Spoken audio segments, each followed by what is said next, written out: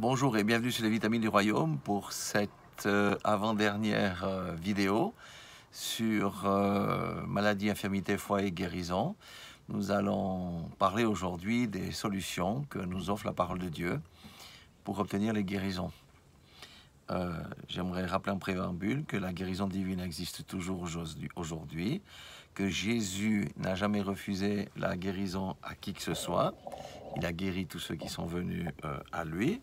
Et j'aimerais qu'on se rappelle ses propres paroles dans Matthieu 11, 28 qui dit « Venez à moi, vous tous qui êtes chargés et fatigués, je vous donnerai du repos. » Sachez que la guérison fait partie de ce repos, au même titre que la délivrance des démons ou la délivrance de certaines épreuves, des infirmités et tout ça.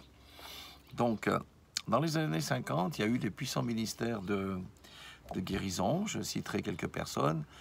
Jack Coe, William Branham, qui avait un puissant ministère, Tommy Hicks, Tommy Osborne, et Allen aussi. Moi, ce que je vous conseille de visionner, c'est particulièrement les vidéos que vous pouvez trouver sur YouTube concernant Allen, Jack Coe et William Branham.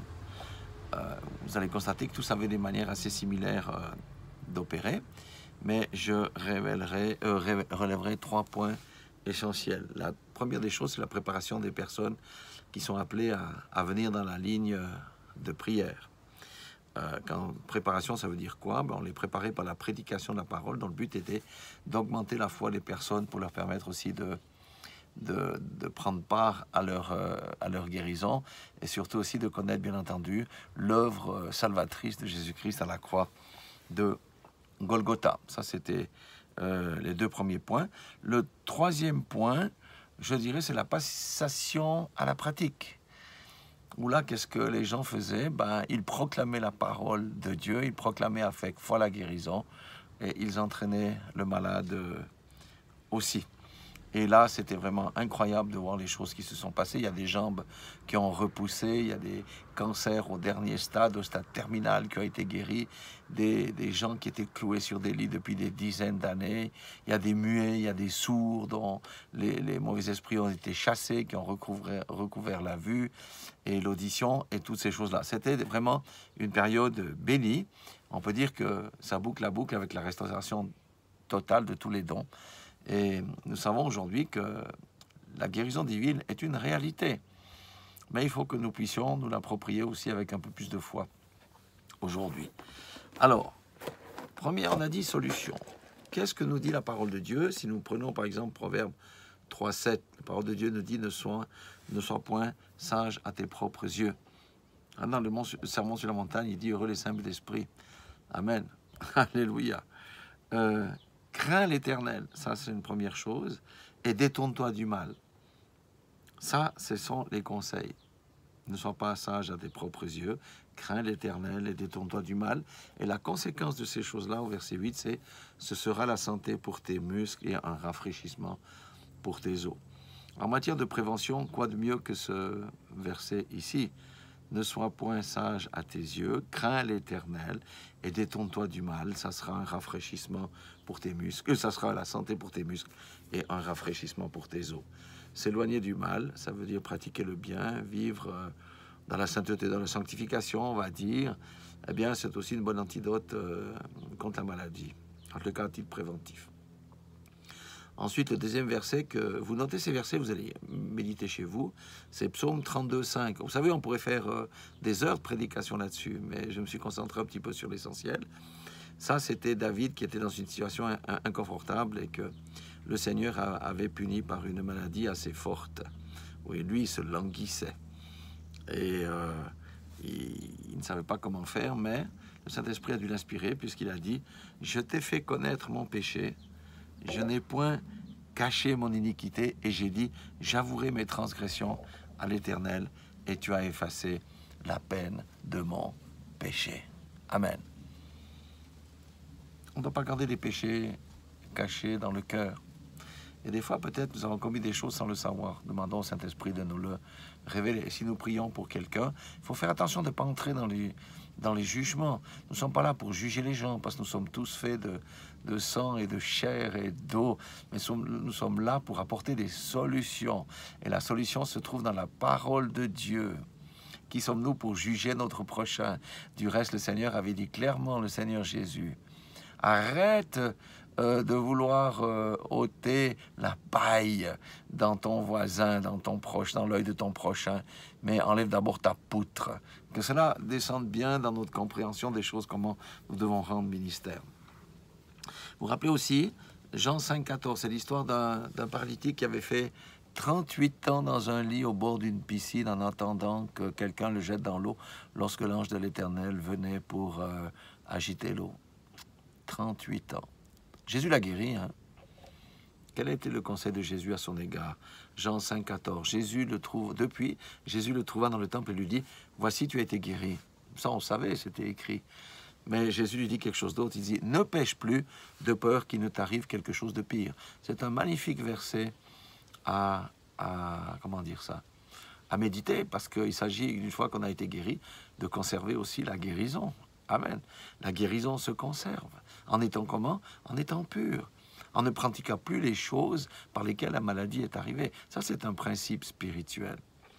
Donc, voilà. Maintenant, pour les chrétiens, que nous sommes tous, enfin, la plupart de ceux qui écoutent ces petites vidéos, il faut aller dans Jacques 5, 13 à 16. Ça, c'est le Nouveau Testament. C'est après que Jésus soit monté au ciel, après qu'il nous ait transmis l'autorité.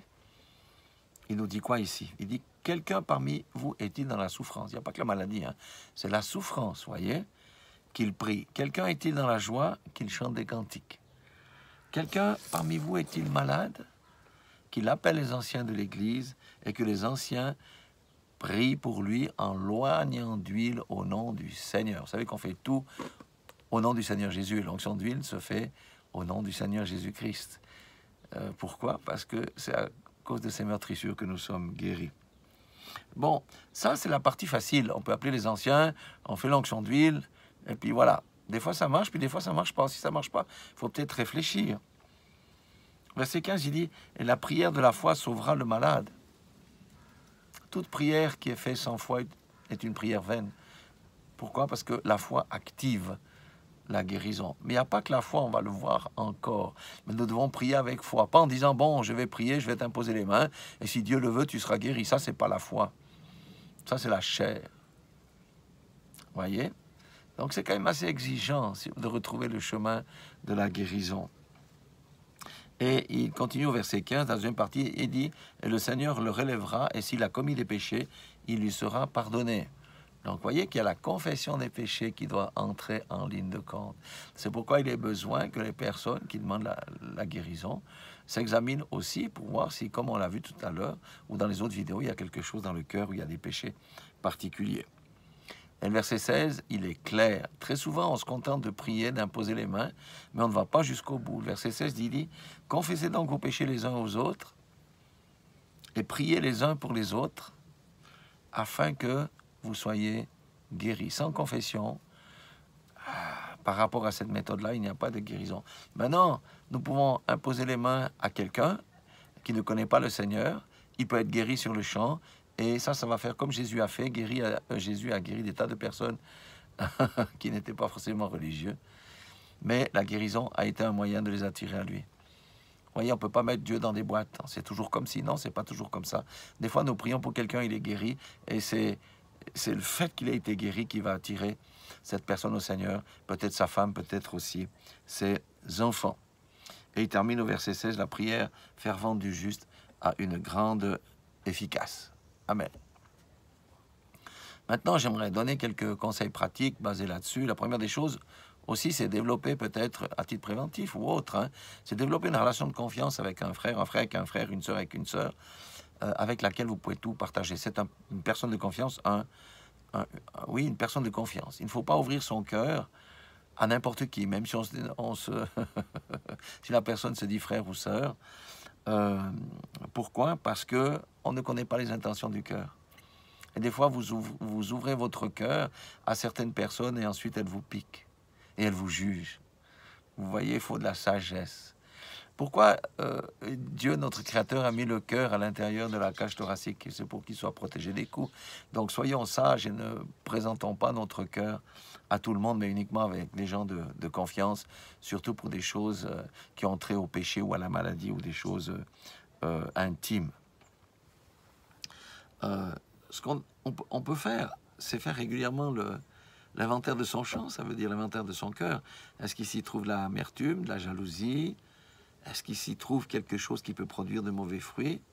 Est-ce qu'il s'y trouve du non-pardon ou des choses comme ça? Plus on prend l'habitude de faire son examen de conscience, plus on garde son cœur alerte. N'attendons pas, comme je l'ai dit dans une autre vidéo, j'ai attendu 2 ans pour m'occuper d'enlever les ronces et les épines dans une partie de mon champ.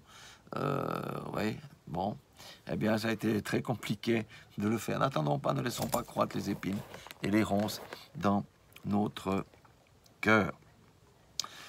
Remettre aussi tout de suite au Seigneur si on a des contrariétés, les débuts d'amertume, les blessures intérieures, les coups de poignard, parce que vous savez, le monde chrétien est aussi un monde dur, hein, qui se juge, et un chrétien va facilement blesser un autre parce qu'on n'est pas encore arrivé.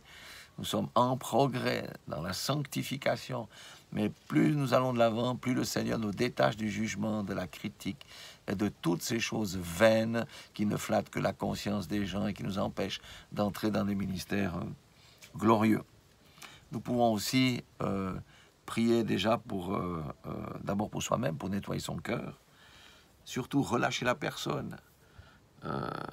Si c'est une personne qui nous a blessés, par exemple, ou demander pardon au Seigneur si nous avons commis des péchés particuliers. Et puis, pardonner, bien sûr. Au besoin, si c'est trop dur, parce que des fois, c'est vraiment très difficile, faites appel à votre personne de confiance.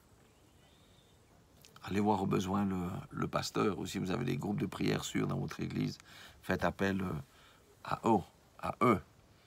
Mais je dirais d'abord, essayez de faire le travail vous-même, parce que nous avons un Père avec lequel nous avons une communion. Si c'est trop difficile, ben voilà, nous pouvons aussi aller de l'avant aussi avec des jeûnes spécifiques et nous nettoyer à l'eau de la parole, parce que la parole nous lave et nous fortifie. Donc voilà, c'est quelques conseils pratiques. Et puis surtout, lisez les paroles où Jésus a guéri les malades. La guérison est encore pour aujourd'hui. Les promesses de Christ sont pour nous et pour ceux qui héritent des promesses. Jésus a dit clairement, je m'en vais au Père et vous ferez les mêmes œuvres que moi et même des plus grandes. Amen. Pourquoi est-ce qu'on n'arrive pas à saisir, non pas prophétiquement, mais saisir par la foi cette promesse et nous laisser guider par le Saint-Esprit pour que Dieu soit glorifié dans les personnes qui nous enverra pour qu'on prie pour elles. Voilà un petit peu cette avant-dernière vidéo. La dernière sera au sujet des malédictions familiales ou générationnelles. Ça, c'est encore un sujet assez délicat parce que les gens ne comprennent pas tous les principes qui régissent ces choses-là. Voilà, soyez tous bénis dans le nom puissant de Jésus-Christ.